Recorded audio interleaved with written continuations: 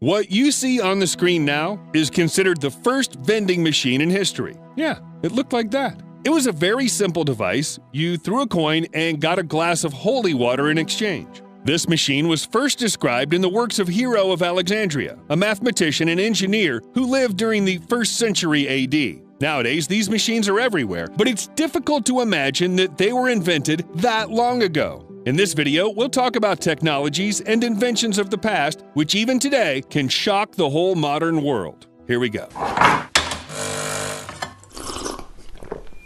More than 2,000 years ago, a powerful weapon was created in China. It could only be compared in power to the Kalashnikov rifle. It was probably the first rapid-fire weapon in history, although people were still far away from the invention of bullets and other modern gizmos. And if you don't understand why it's so cool, well, here's a simple explanation. The more shells a soldier can fire, the more efficient he is. And the Chinese warriors were incredibly efficient thanks to the repeating Zhuge crossbow. The action of stringing the bowstring, placing the projectile, and lowering the bowstring could be done with one hand. If you've seen medieval crossbows, you can imagine that this Chinese crossbow was very different. And thanks to the magazine case with bolts, the Zhuge crossbow could fire from 7 to 10 bolts in 15 to 20 seconds. But we're talking about the first version, while an upgraded version of this crossbow could also shoot 2 or 3 bolts simultaneously. For comparison, an ordinary crossbow can only shoot about 2 bolts per minute, and the best archer can shoot 10 arrows. See the difference? And all this in the 2nd or 3rd century AD, or maybe even before that. By the way, the Zhuge crossbow was last used in real battles in the late 19th century. It's not just a crossbow, but a timeless classic. And here's another interesting fact. The Chinese repeating crossbow shoots bolts at the same speed as the Winchester Model 1873 lever-action rifle. It's not as good as the AK-47, of course, but still.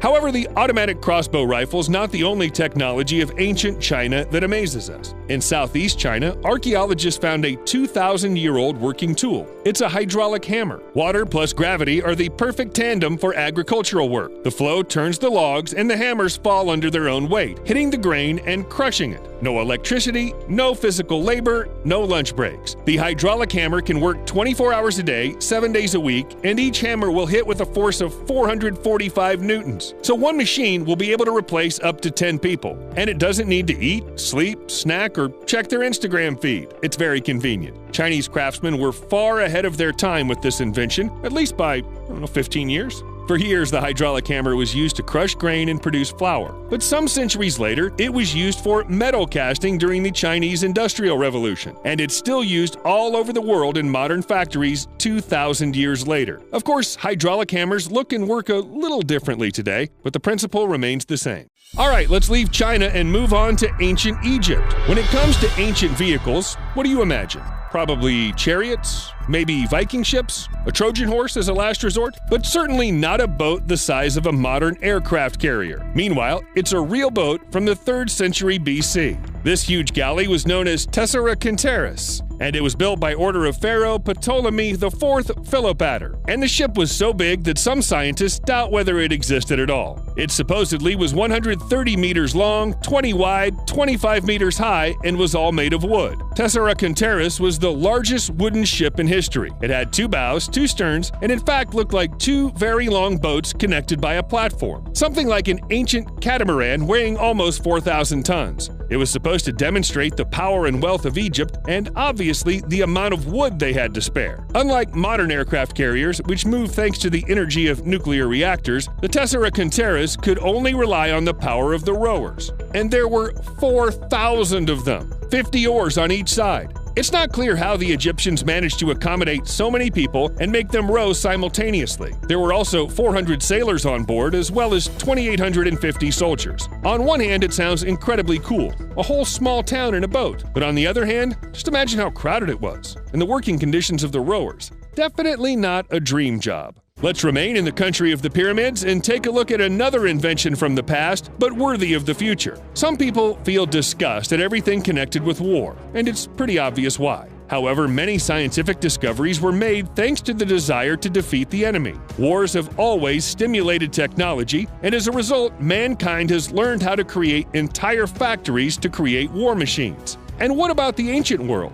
Well, not in vain we mention factories, right? For example, let's talk about tanks. Most likely, you thought about them when I mentioned military machines. Tanks are like a modern version of the ancient battle chariot. Even scientists are talking about that. In the end, the chariot provided mobility on the battlefield and was not just a means of transportation, but a formidable weapon. But armies needed a lot of chariots, and therefore, 3,000 years ago, Pharaoh Ramesses II built a factory that produced them. The Battle of Kadesh was around the corner. It was the largest chariot battle ever fought. In 1274 BC, the Egyptians sent a great number of chariots to battle, and eventually there were about 4,000 chariots from both sides on the battlefield. Imagine the heat, the dust, and the screams. But let's get back to the factory. Archaeologists believe that it was located in the Nile Delta, and in addition to training grounds, there was a real assembly line. It was about the same as those at any modern factory, except it didn't have a conveyor belt. Chariots were assembled from parts that were created separately, and this greatly accelerated the process. So, if you're told that it was Henry Ford who created the assembly line method in the 20th century, you can argue that it was the Egyptians who did it 3,000 years ago. But not only the Egyptians and Chinese had amazing inventions. Are you familiar with the name Archimedes? You probably are. Even those who are not interested in history have heard about this ancient scientist. In his time, Archimedes made many discoveries in the field of geometry. He was the first to mention some ideas about mathematical analysis and laid the foundation for mechanics, hydrostatics, and he invented the pulley system. Today, it's used everywhere, but in ancient times, heavy loads were lifted only by people, and the heavier the load was, the more people it took to lift it. For example, to get something off the ground that weighed a ton, it was necessary to call at least 40 people. Can you imagine how hard it was to build anything? Wow! But Archimedes came up with a way to make people stronger without any mutations. Only a system of pulleys and winches that made it easier to lift any load. In simple words, the weight of the cargo is distributed on a rope. The longer it is, the more weight a person can lift. And although the whole process takes more time, it can be done with less than 40 people. There's even a legend that Archimedes alone was able to pull a ship to shore using only his pulley system. Hopefully, then he watched a bunch of people trying to push the ship back into the water and giggled. Okay, well, Archimedes and his pulleys, ropes, levers, and other inventions are quite famous. But what if I told you there's at least one copy of a Swiss Army knife in the world which is 1,800 years old? And of course, it's not from Switzerland. The knife was actually created by Roman craftsmen. It includes a spoon, a fork, a knife, an awl, and a small shovel. Everything that a rich traveler needed in ancient times. I have no idea what he did with the awl and the shovel. Needless to say, the metal faded a little and bent over time, but if you could look at a modern copy, then, hell, is there one on eBay? I'd totally buy that. Unlike the usual Swiss Army knife, which is appreciated for its convenience and functionality, its ancient Roman version emphasized the status of the owner. Not everyone could afford to eat well on the road, let alone do it with proper cutlery. Even today. In fact, Romans carried a whole set of silverware in their pockets. Maybe in the other pocket they carried a dinnerware set inherited from their grandparents. Now, let's talk a little bit about construction. When it comes to technologies that were used, for example, by the ancient Egyptians to create their pyramids, there's always someone who believes it's all very mysterious. Surely you've come across these people. They like to talk about alien foremen and space drills. It's really hard to believe that all these huge monuments of limestone, sandstone, and granite were created without the help of modern devices. But to understand what the Egyptians actually used, you can turn to the frescoes. You see this one? It's very well preserved. It shows a man who uses a saw, and it's clearly made of metal. The strongest metal back then was copper, but could copper tools work with stone? It seems that any copper saw would bend, but strange as it may seem, copper withstands. With a copper saw, it's possible to cut sandstone or limestone into pieces. Perhaps that's how Egyptian statues were carved and the pyramids were built. The Egyptians also had drills, which allowed them to make holes even in such hard material as granite, and puzzle modern scientists. You know, I'm beginning to think if I start studying history, I'll discover that there's nothing new in the modern world. Everything we use today, everything that's considered the result of progress, was already invented thousands of years ago. It's just that humanity has managed to forget about all the cool technologies, and now we have to rediscover them. I'm going to study this issue more closely. In the meantime, you can subscribe to our channel, likes, bells, comments, you know the drill. See you later.